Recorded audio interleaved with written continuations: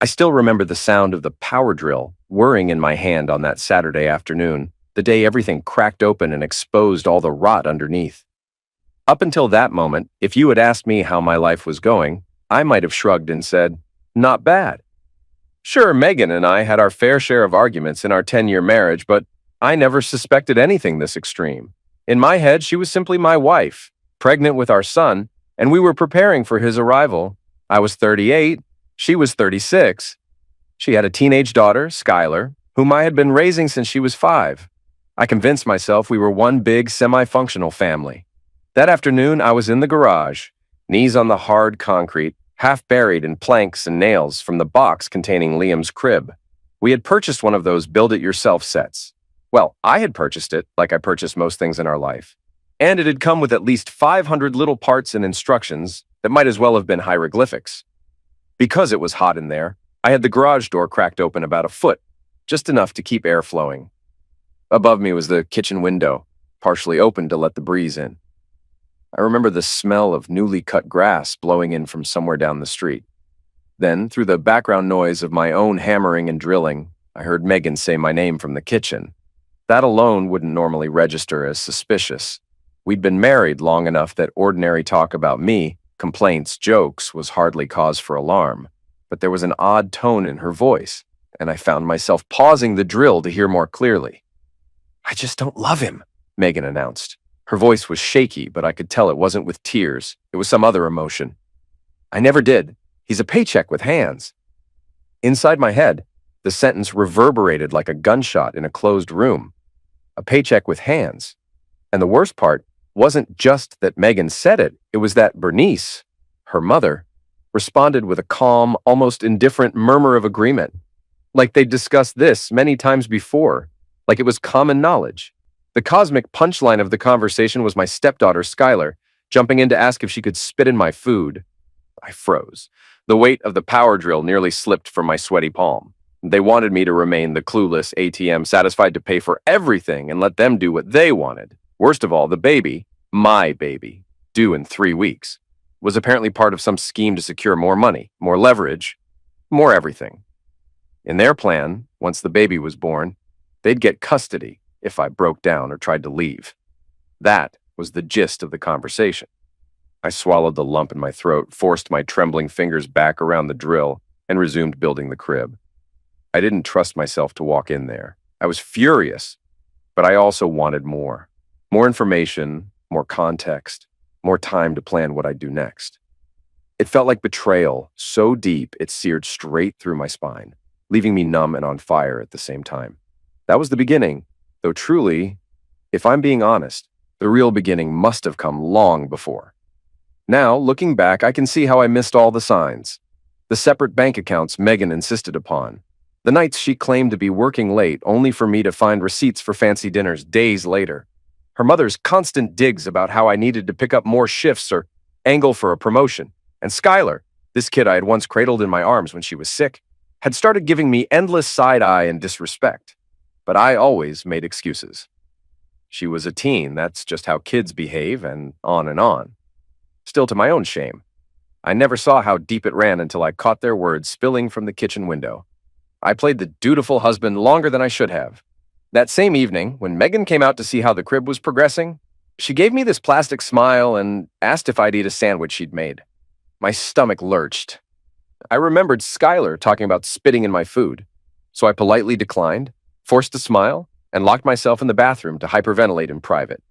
My reflection in the mirror was sweaty, upset, eyes red with disbelief. I had never felt so humiliated. But humiliation can lead to a certain kind of clarity, and I used that clarity to start planning. This time, though, my planning wasn't about building a nursery or investing in the 529 plan for Skylar's future. No, I started planning my exit strategy, as well as how to confirm everything. The child's paternity, Megan's fidelity, or lack thereof, and exactly how I could corner them so they couldn't weaponize Liam against me once he was born. My first step was scheduling a consultation with a PI. At first, I wondered if I was overreacting, but the anger and heartbreak propelled me forward. I found a local private investigator named Torres, a quiet, middle-aged woman with a sharp gaze, who specialized in marital disputes and custody battles. It felt surreal to be handing over both money and details of my personal life to a complete stranger, but I was desperate for answers and leverage. Please, I told her, voice trembling, just find out what's really going on. If she's cheating, I want proof. And if the baby's not mine, if there's some reason to doubt that, I need to know. I can't go on like this. Torres almost smirked, not in cruelty, but in that weary, I've seen it all way. We'll find out, she said. Give me what you know. Addresses, phone numbers, her mother's routine, your stepdaughter's routine, whatever you have. A few days later, I was given a chance to get out of the house under some pretext and meet Torres in a diner on the other side of town. She slid a small folder across the booth. My heart hammering, I opened it to see grainy time-stamped photos. Megan meeting a man in a parking lot. At first, the pictures weren't too incriminating. They could have been hugging. But as the sequence continued, the images escalated, focusing on Megan's body angles. She was definitely engaged in an explicit act with that man. I clenched my jaw so hard I thought my teeth might shatter. She had her teenage daughter waiting at a nearby cafe, Torres added, an edge to her voice. Your wife spent at least 15 minutes out in that back area, near the dumpsters, with this John Doe? My guess is that it's not the first time. I forced myself to look again at the photos. Megan's head was lowered, her hand braced on this guy's belt, and the outline of what she was doing was graphic enough that my stomach lurched. A wave of nausea swept through me. Despite everything I'd overheard, part of me, maybe out of sheer stupidity, wanted to believe she was playing me for money, but at least carrying my child, that perhaps she wasn't physically unfaithful. I guess I was naive to think so. Torres tapped the folder. I'll keep recording. If you want video, I can get that too, but this is more than enough to prove infidelity. And the baby? I croaked. I need to know once he's born. If I'm not the father, you can do a DNA test as soon as possible, she said quietly. But I'll keep the camera rolling. You might get more context about who the father is in case it's that guy or someone else. I left the diner feeling a knot of hatred and adrenaline in my chest, so tight I could hardly breathe. Megan had her side fling, performing sordid acts in some filthy parking lot, while Skylar calmly sipped iced coffee in a cafe next door, apparently complicit because she never breathed a word to me. Then they'd both come home and flash me these innocent eyes, as though everything was fine. Now I understood. I was the paycheck, the father figure to fill in the gaps, the gullible stooge. I tried not to lose my mind that night. I came home, forced to smile at Megan, who was in the living room rubbing her nearly full-term belly, and asked about her day. She gave some bland answer about meeting a friend for lunch. When I pressed for details, she said the friend's name was Linda. I swallowed back the urge to confront her on the spot, not wanting to tip my hand before I had everything in place. Skylar sat in the corner, tapping on her phone. She gave me this once-over, a sneer twisting her mouth. I'm starving, she said coldly. You're picking up takeout tonight, right? Even though I was seething inside, I said, sure. Thai or burgers? She shrugged one shoulder, deliberately dismissive. Whatever's expensive. I just stared at her. Once, long ago, she was the kid who'd excitedly asked me to push her on the swings. Now she was practically mocking me, bragging about how she wanted me to spend more money. And the worst part was, I'd do it because I was stuck. The baby was coming, and I needed to organize my approach carefully if I wanted legal leverage. When Liam arrived, it was under a swirl of chaos. Megan went into labor nearly 3 weeks early. She woke me up at 3 a.m, in tears, saying her water broke. Of course, I drove her to the hospital. For all my hatred, I still cared about that child, my child, as far as I was concerned. And in the hospital, for those fleeting minutes, I almost forgot my anger. The swirl of doctors, the beep of monitors, my wife's ragged breathing. Then there he was, a squirming, crying little boy with a shock of dark hair. The nurse placed him in my arms, and I felt my chest tighten in a mix of awe, love, and a lingering thread of bitterness about all that had been going on behind my back. Megan's mother and Skylar appeared at the hospital within hours. They cooed over the baby while I pretty much stood guard. It might have looked like fatherly affection, but the truth was, I didn't want them hustling Liam away for their own manipulations. My cynicism disgusted me, but after what I'd seen, I had no illusions left. Bernice cornered me in the hallway while Megan dozed in her recovery room. She adjusted the collar of her sweater in that prim way older women do and said softly, "You'll take good care of your family now that the baby's here, right?" I tried not to laugh in her face. Of course, I'm only a paycheck with hands after all. She frowned, clearly caught by surprise that I dared to reference it so directly. For an instant, her facade of gentle grandmother cracked. She looked furious, then tried to hide it. That was just talk. Megan was emotional. We all say things we don't mean. Right, I said, not bothering to hide the sarcasm. Then I brushed past her to check on my newborn son. 2 weeks later, in the hush of a morning that found me exhausted from night feedings, I placed a phone call to a lab that handles discrete DNA testing. I walked around on eggshells waiting for Megan or Bernice or Skylar to overhear me. But they were out at the store, so they claimed. Either way, they weren't in the house. The lab said a test could be done quickly with either a cheek swab from me and the baby or some other method if Megan objected. But I knew Megan wouldn't find out. I had ways to gather what I needed. Sure enough, that afternoon, I took a quick sample from Liam in his sleep, sealed it in the kit, and sent it off by courier. My heart clenched at the idea of not being his father. Yes, I despised Megan for everything she'd done, but that baby had become my reason for staying afloat. If he wasn't mine, I wasn't sure how I'd react. Meanwhile, Torres kept collecting evidence. She captured more footage. Megan leaving the new house with the baby once, meeting the same man in a different location. This time they had an argument, and though the audio was poor, it seemed like she was pressuring him about money. He kept gesturing to his own phone as if telling her to back off. Then, in a shocking twist, one of Torres's videos also showed Megan's conversation with Skylar, in which they openly mocked me. Skylar, unbelievably, hammered home how I was basically an ATM for her college tuition, saying, "He's going to pay for everything, so who cares? He's such a loser." When they got home after that meeting, I pretended to be napping on the couch. They strolled past me with shopping bags, mother and daughter smirking about something. Probably me. A month crawled by. The stress wore me down physically. My appetite disappeared, and my nerves were frayed. One night, the baby was screaming, and Megan barked at me to deal with him. As I lifted Liam from his crib, my phone buzzed with an email from the DNA lab. My stomach flipped. Holding my son gently in one arm, I tapped open the email with the other. The results showed a 99.99% probability that I was Liam's biological father. That meant something in my chest loosened. I might have been furious at Megan. I might have felt used and betrayed, but at least Liam was mine. No matter what happened next, I had a permanent bond with this little boy. I would do anything to protect him.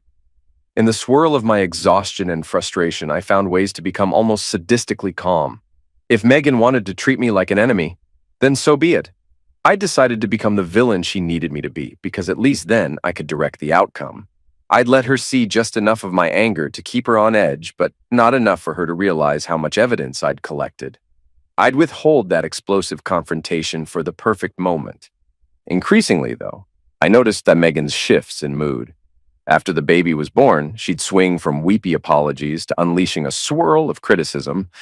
I didn't hold the baby correctly. I was too slow to warm his bottle. I was too controlling. Meanwhile, Bernice was stepping in constantly, trying to rearrange my finances, pressuring me to put more money into a joint savings that apparently only she and Megan could access. Skylar, for her part, just kept up the vile commentary whenever she thought I wasn't listening. But I was. I was always listening now, thanks to some discreet recorders I'd hidden around the house. And I caught everything.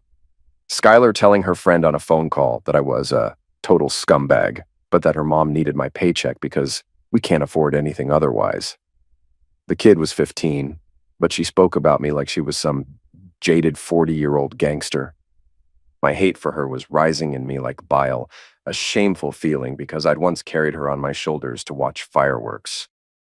Finally, about 8 weeks after Liam's birth, I decided to hire a second PI just to confirm every morsel of Megan's affair. Torres was good, but I wanted to double down. I also wanted more than still photos. My plan was to have a video, or at least audio, that left no doubt. And sure enough, about a week after I authorized additional surveillance, I got a text from the second investigator. She's meeting him again. Parking lot near the old hardware store. She has the baby with her in the car.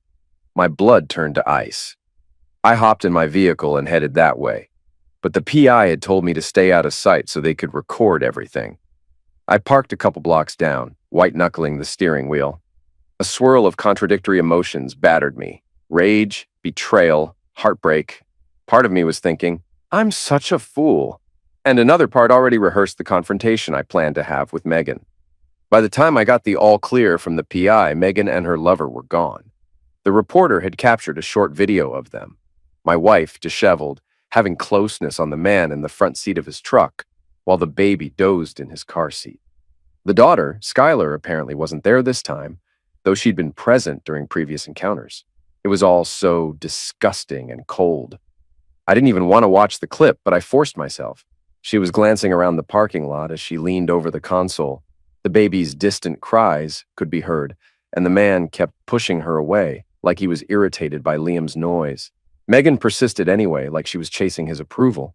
Watching it, I felt a wave of sickness that almost turned me inside out. Things escalated quickly after that. I'd stockpiled enough proof to settle any custody dispute. I had photographic evidence, audio recordings, text logs, even video of Megan explicitly cheating. And I had the DNA results that said Liam was mine. If Megan thought she could waltz out of here with my son to leech me dry forever, she was wrong.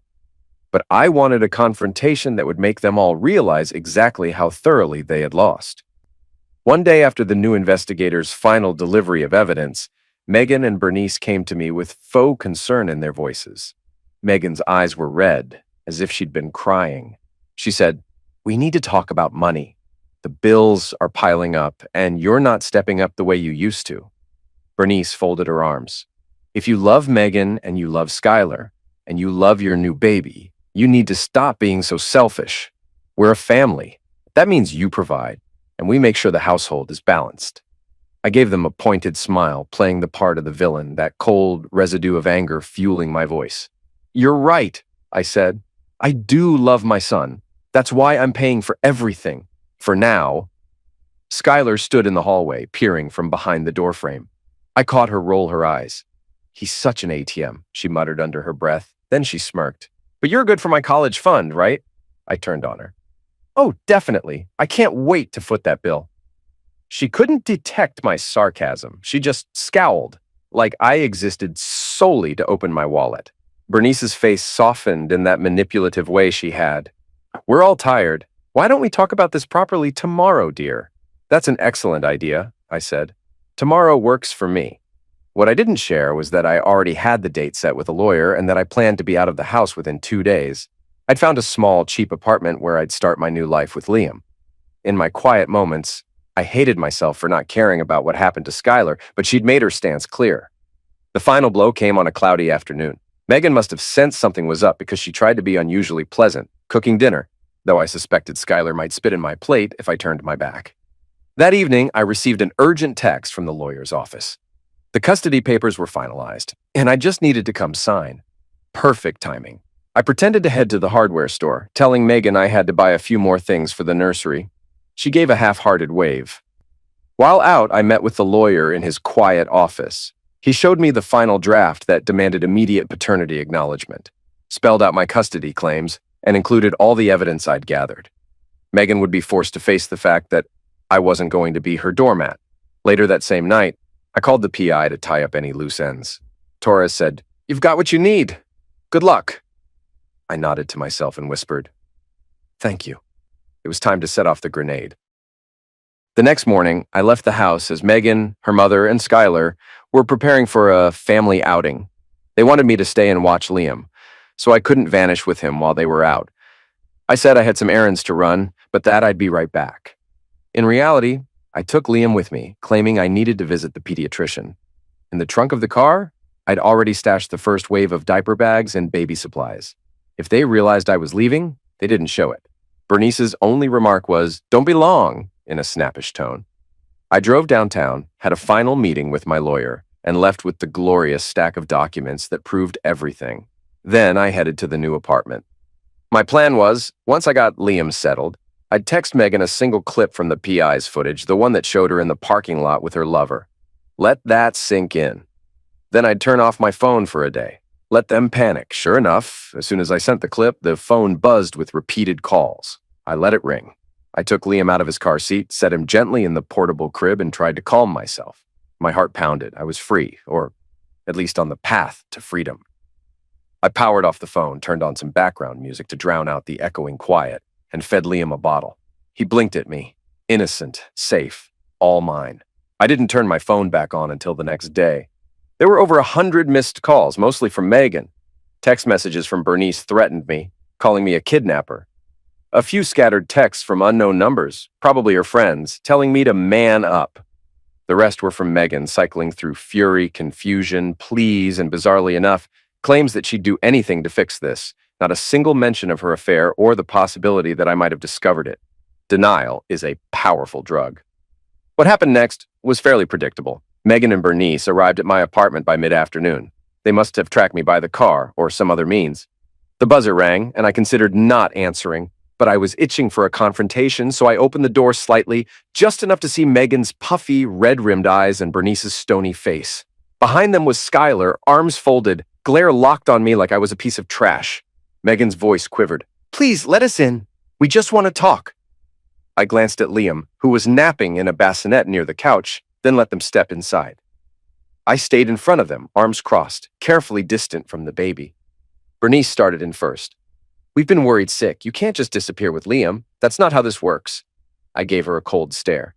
"Actually, I spoke to a lawyer. That's exactly how it works when the mother is cheating and planning to use me just for money, and especially when we have proof of that cheating, plus admissions of how you think I'm basically an ATM. Megan's face crumpled. "I never meant those things. Please, you have to believe me. Everything I said, I was just emotional. And the parking lot, that was a mistake. You have no idea the pressure I've been under. None of that changes the fact I love you, and I love our baby." "Sure," I said, not budging. "You love me so much you told your mother you'd get custody once I broke. And you love me so much you had no trouble stepping out of the marriage, lying about working late, ordering baby items to stash at Bernice's house, and meeting some guy for cheap act in public. Meanwhile, your daughter here," I nodded at Skylar, "was complicit." Skylar rolled her eyes. "Can we just skip the drama? I don't give a crap. I'm not a toddler. I know what's going on. You pay for stuff and we live our lives. That's how it's always been." My nostrils flared. "Say that again," I said softly. She glared. "You heard me. You're a walking paycheck. Get over it." Megan turned to her, eyes wide with anger or shame. Maybe both. "Skylar, shut up." Then she turned back to me, batting tears from her eyes. "She's just upset. She's a kid. Don't hold that against her." I shrugged. "Too late." Skylar snorted. "Whatever, Dad. Or stepdad. Or whoever you are. At least you'll pay for my college before you run off." I let out a bitter laugh. "Is that all you think I'm good for?" Skylar lifted her chin. "Seriously, you think you can just ditch me? Fine. I don't need your presence, just your money. If that means sucking up to you or hooking Mom up with you, so be it." Megan began to sob. "Stop it," she hissed at her daughter. "He's about to leave us and you're not helping." Bernice tried to intervene, stepping closer, voice trembling with a forced calm. "Look, let's settle this sensibly. We can come to an arrangement. Your name is on the mortgage, correct? You wouldn't abandon us. That would be financial suicide. Maybe we can act like adults." I smirked. "That's rich, coming from someone who helped hatch a plan to keep me around as a wallet. Don't you realize I have all the recordings? The big question is, why would I pay for anything else when you all told me, in your own words, that you never loved me?" Megan sank to her knees, tears streaming. "I was an idiot, okay? I was so scared about money and about losing my freedom after having another baby. I needed reassurance, and yes, I did cheat. It was just once, maybe twice, but it never meant anything. You're the father of my child. We can get past this. You never loved me," I reminded her. "Even if you say it now, do you really think I believe you?" "But you love Liam," she pleaded. "He needs me. He needs you too. He needs both parents. We can still fix this." My fury peaked. "Did you ever consider that before you went behind my back, having closeness in parking lots and bragged about how I'm worthless except for a paycheck?" Megan couldn't respond. She just wept. Bernice hovered behind her, jaw set. "You need to let us see the baby," Bernice hissed. "You're taking advantage of the fact that Megan just gave birth. She's vulnerable and you're using it against her." "You have no idea how vulnerable I've felt these past months, hearing you all degrade me." I pointed toward the door. "We're done. My lawyer will be in contact with you because, in case you missed it, I did a test. Liam is my son, so you'll be hearing from me about custody. We'll set up times for you to see him if the court allows it." Megan looked desperate, leaning in. "You can't take him away from me." "Watch me," I said, grabbing the handle of the door. Now get out! Bernice's head snapped up. No, we won't leave without him. Skylar, furious, turned on me. You're such a scumbag. You're worthless. Mom never loved you because you're unlovable. You're just... Shut your mouth, I roared, the villain creeping into my voice. You think you can talk to me like that and still expect me to pay for college? She jutted her chin.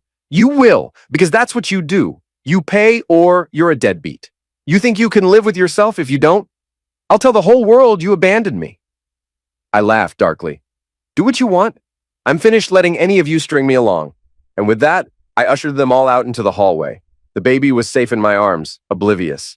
Megan tried to cling to the doorframe, but I pushed the door shut, flipping the deadbolt. Then I heard the muffled cries of anger from the other side. I locked it all. My heart pounded so hard it felt like it might burst. That's when something banged on the door. Open up! Megan screamed. Skylar's voice was shriller. I hate you! I didn't respond. Exhaustion crushed me. Scenes flashed through my head. Megan hooking up with her lover, Bernice sneering, Skylar spitting in my food or calling me vile names. Then I heard footsteps stomp away. For a brief second, I let myself hope they were done. Suddenly, a sharp crash came from outside. I rushed to the window to see Skylar in a frenzy. She'd picked up a heavy rock from the landscaping and was smashing it against a parked car's windshield. My car. She shrieked like a banshee, cursing me at the top of her lungs. Glass shattered. Bernice tried to pull her away, but Skylar was in a meltdown, screaming expletives. Finally, Megan managed to yank her arm. Skylar, enough! Stop! I heard Megan's voice ring out, high and hysterical. But the damage was done. The windshield had a gaping spiderweb of cracks. Skylar hurled the rock aside, then sprinted away down the street. Megan and Bernice ran after her, tears streaming, voices echoing in the late afternoon air. I stared down at my baby boy. He didn't cry, didn't fuss, just squirmed against me, eyes wide. It's okay, I whispered, though my heart hammered in my chest. We're okay now. That's how it ended that day. My final, brutal confrontation. Police were called by a neighbor who heard the commotion. By the time they arrived, Megan, Bernice, and Skylar were gone. A couple of nosy onlookers came out, wanting to know what had happened. I gave them minimal details, not wanting to broadcast my personal life to the entire complex. In the days that followed, Megan tried calling, texting, emailing. Bernice sent me lengthy messages, sometimes raging, sometimes begging. Skylar never contacted me directly. Maybe she was too proud or too ashamed. All I knew was that they had retreated to Bernice's place for the moment. My lawyer filed the official documents for divorce and custody. Megan's lawyer tried to throw mud my way, claiming I was emotionally abusive and kidnapped Liam.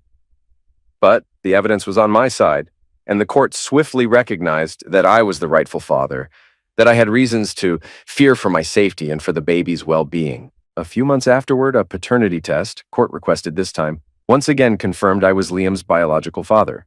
That hammered the final nail into Megan's manipulative designs. Without me funding her home, she couldn't keep up with mortgage payments. She had to concede a great deal in the custody arrangement. Overall, the settlement gave me primary custody, with Megan receiving only supervised visitation at first, courtesy of the video evidence that she was engaging in extremely neglectful behavior, especially that time she'd taken Liam with her to that parking lot. Skylar started texting me, bizarrely enough, about her college prospects, demanding I step up. I ignored her. Admittedly, it stung.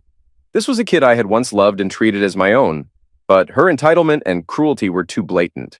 The vow I made to myself was that I would protect Liam, not bankroll the lifestyle of people who had no respect for me. Not long after, I heard a rumor from a distant relative of Megan's that Skylar had run away for a couple days. She cooled her heels in some friend's basement, apparently in protest of how unfair life was. Meanwhile, Bernice tried to orchestrate a family therapy session to repair the bonds. I nearly laughed at the suggestion. I told them all to stay out of my life unless it strictly involved scheduling a visitation for Liam. I guess in a way, I became their demon, the villain they always claimed I was. But it's not like I set out to be cruel. I just refused to play the role of the clueless, bottomless wallet any longer. If they saw that as villainy, so be it. Maybe part of me even enjoyed the feeling of shutting them out, after all the humiliation they doled out to me. Now, months after the meltdown, I'm adjusting to life as a single father. Liam is blissfully unaware of the drama that preluded his arrival in this world.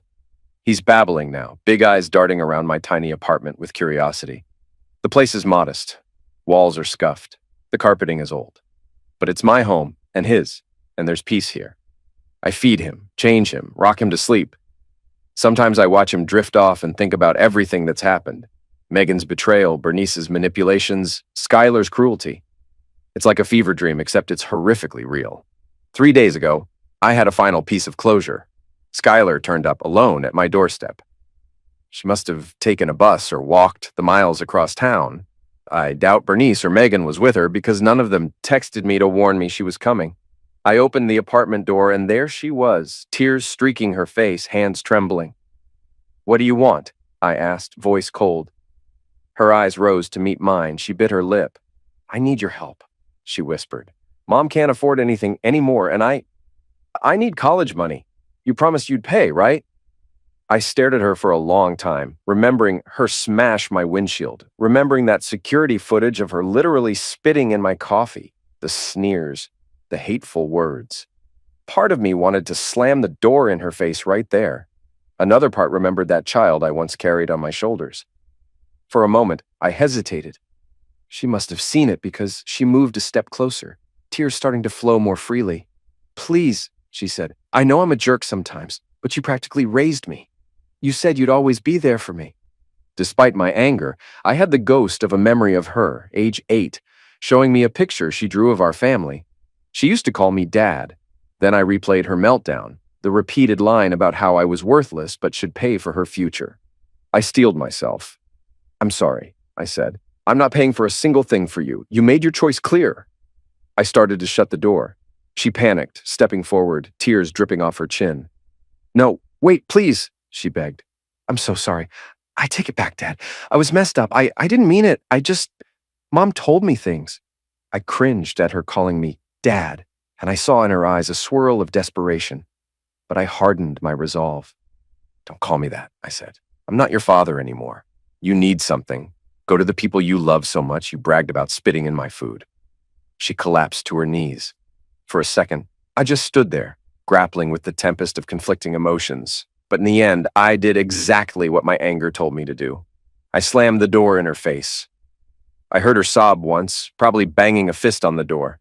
Then, a second later, the sob turned into a shriek of raw fury. I looked through the peephole to see her scramble away from the door. She stormed down the front steps, rummaging around. She snatched up a loose piece of concrete, some broken chunk of the curb or a rock, and flung it at the nearest car. Not mine, but it crashed into the windshield, leaving a huge crack. Another spree of curses spat from her mouth, tears glistening. Then she ran, sprinting down the street like a terrified animal. My neighbors would handle the aftermath. The old me would chase after her, worried sick, but that part of me died the day I realized what she and Megan truly thought of me. Now, there was only this grim resolve to protect Liam and move on. I took a deep breath, pressed my back against the closed door, and tried not to shake from the aftershock of emotions. Eventually, Liam stirred, probably awakened by the noise. I scooped him up from his crib, murmuring comforting nonsense until he relaxed against my shoulder. I kissed his soft hair. He smelled faintly of baby shampoo and innocence, and I felt tears burning my eyes. This, I thought, is my second chance. He's my reason to keep going.